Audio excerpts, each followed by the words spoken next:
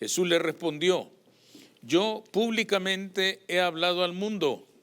Siempre he enseñado en la sinagoga y en el templo, donde se reúnen todos los judíos, y nada he hablado en oculto. ¿Por qué me preguntas a mí? Pregunta a los que han oído, ¿qué les haya yo hablado? He aquí, ellos saben lo que yo he dicho. Cuando Jesús hubo dicho esto, uno de los alguaciles que estaba allí le dio una bofetada, diciendo: ¿así respondes al sumo sacerdote? Jesús le respondió: si he hablado mal, testifica en qué está el mal. Y si bien, ¿por qué me golpeas? Anás entonces le envió atado a Caifás, el sumo sacerdote. Pueden sentarse, hermanos. Cuando se lee con cuidado este versículo, hermanos, resulta sumamente doloroso y contradictorio. El Salvador del mundo, Jesús de Nazaret, es traído ante Caifás atado como se ataba a los grandes criminales de aquel tiempo, atado como se asegura a los delincuentes peligrosos en aquellos días. Se mira al Hijo del Dios vivo humillado y confundido con los hombres más perversos de la tierra. Esta situación decimos que resulta verdaderamente contradictoria porque el Hijo del Hombre nunca había manifestado una conducta violenta que representara un peligro para nadie. Nunca había amenazado la integridad física, ni moral, ni espiritual de ninguna persona. De manera que no se hace necesario que a una persona como Jesús le ataran, le amarraran, le esposaran, podríamos decir, como se hace hoy con los criminales, como si él representara una amenaza o un peligro para la gente a su alrededor. Todo lo que había hecho durante 3 años y medio de su ministerio era el bien. Había sanado a los enfermos, había consolado a los afligidos, le había devuelto la vista a los ciegos, había hecho andar a los cojos. Es decir, ¿qué había hecho de mal o de peligroso aquel hombre para que lo trataran de esta manera, para que lo ataran como un criminal peligroso? Nada había hecho sino amar a todo el mundo, amar al pecador, amar incluso al peor de los pecadores. Su amor no había tenido límite, su misericordia no había tenido medida, y sin embargo le tratan como si fuera él un verdadero peligro para la sociedad. Si él había hecho tanto bien, entonces, ¿para qué atarlo? ¿Qué podría simbolizar aquel Jesús atado frente a las autoridades de aquellos días? ¿Para qué sirve? ¿Para qué se registró este evento en la Escritura? En primer lugar, para mostrarnos la grave enemistad entre el ser humano y Cristo Jesús. El maestro, como ya dijimos, es traído ante las autoridades como un criminal sumamente peligroso. Quienes lo traen así a las autoridades vienen felices y contentos porque para ellos humillar al Mesías era toda una victoria. Le ataron para decirle al mundo de aquel tiempo: este carpintero Galileo, de quien ustedes dicen ser poderoso, no tiene más poder que la ley romana. La ley romana y la ley del Sanedrín lo han amarrado y lo han atado, lo han incapacitado, lo han dominado, lo han sometido. Querían decirle al mundo: no es cierto que este Jesús sea poderoso. Atado, lo exhibían impotente, sometido al poder y a la voluntad de las fuerzas políticas y religiosas de aquel tiempo, y eso alegraba al mundo. Eso, hermanos, parece ser algo que traía mucha alegría y satisfacción al mundo de aquel tiempo. Esto es algo que debe llamarnos la atención, porque no se mira en los evangelios que nadie reclamara, No se mira en los evangelios que aquellas multitudes a quien Jesús había hecho tanto bien salieran por él y dijeran: no hagan eso, este hombre es bueno, este hombre nos ha hecho el bien, este hombre nos ha bendecido. Nadie dijo nada, hermanos, porque parece ser que someter al Mesías es algo que al mundo pecador le satisface, le llena de satisfacción. Eso quedó establecido en aquel tiempo y lo volvemos a ver en nuestro tiempo hoy en día. La generación presente parece tener las mismas características. La única diferencia es que Jesús ya no está físicamente aquí.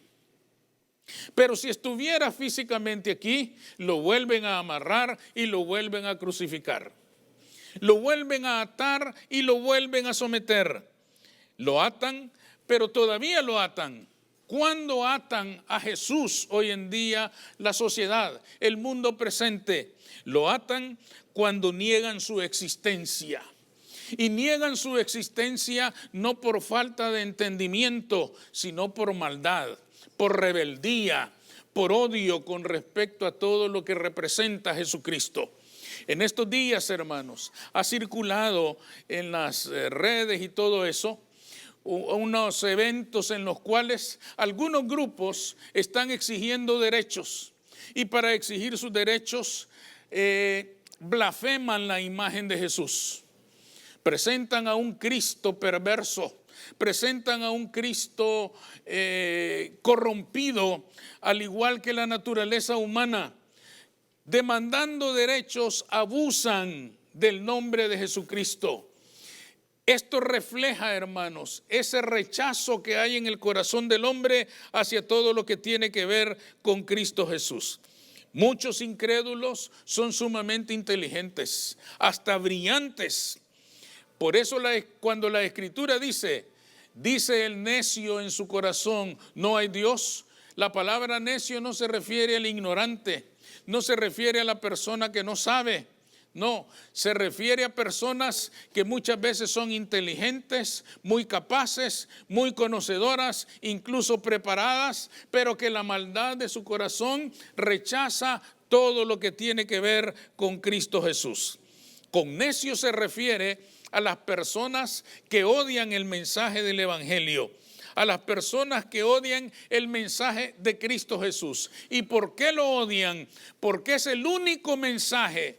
Escuchemos bien esto, es el único mensaje que se puede escuchar en esta tierra que les deja ver su maldad. Ese es el gran problema. Todas las otras filosofías, todas las otras religiones le dicen al hombre: tú estás bien, hagas lo que hagas. Cristo te ama, tú también eres hijo de Dios. Solo el Evangelio de Jesucristo le dice: eso no es cierto. Solo el Evangelio de Jesucristo le dice: no eres hijo de Dios, porque a los que creen, a ellos les fue dada la potestad de ser hechos hijos de Dios. No que sean, pero que son hechos por la fe en el sacrificio de Cristo Jesús. Con razón odian este mensaje, porque solo el Evangelio de Jesucristo viene a ser un espejo en el cual el ser humano mira todo su pecado. Mira todos sus errores, mira todas sus equivocaciones, su necedad y su rebeldía. Y no quieren escuchar a este Cristo, prefieren atarlo, prefieren acallarlo, prefieren silenciarlo, prohibiendo todo aquello que tenga que ver con el Evangelio de Jesucristo.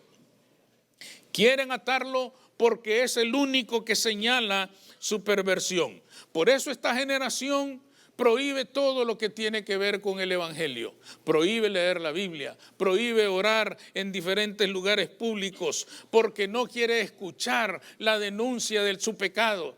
No quiere escuchar el único mensaje que hay sobre la tierra que le dice: eres pecador. Pero no lo deje en esa condición. Le dice: eres pecador, pero Cristo ha pagado por tus pecados. Amén. Él pagó con su sangre por tu vida y por tu salvación, y puedes tener acceso a ella por un acto de fe en Cristo Jesús. Tristemente, hermanos, vivimos hoy una paradoja muy dolorosa en la sociedad en la que estamos viviendo. La Escritura dice que el demonio ha sido atado Pero en la generación presente, en el mundo de hoy, el atado es Cristo y el demonio ha sido liberado. Él camina libremente contaminando el mundo, arruinando el mundo, mientras a Cristo se le ata para que no tenga expresión, para que su mensaje no se escuche, para que su obra no se realice con libertad. Gracias al Señor, hermanos. Cristo Jesús tiene una iglesia. Tiene una iglesia que es la única que está proclamando ese mensaje. Es la única que representa una esperanza para el mundo de hoy. Si la iglesia de Cristo no predica el evangelio, el mundo no lo va a escuchar. Quiere decir entonces, hermanos, que en tiempos como el presente, la iglesia de Jesucristo tiene que jugar un papel decisivo para que este mensaje se escuche y el mundo sepa cuál es su condición y reconozca a Cristo Jesús como su Señor y Salvador, porque esa es su única esperanza. Amén. En segundo lugar, este pasaje está ahí, este Jesús atado está en los evangelios para mostrarnos que el mundo siempre le ha temido a la verdad.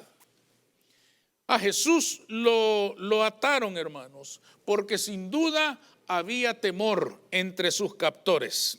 En el fondo de sus corazones perversos reconocían que aquel hombre era grande y majestuoso, era soberano y todopoderoso, que si estaba atado es por su propia voluntad y no porque ellos lo hubieran sometido.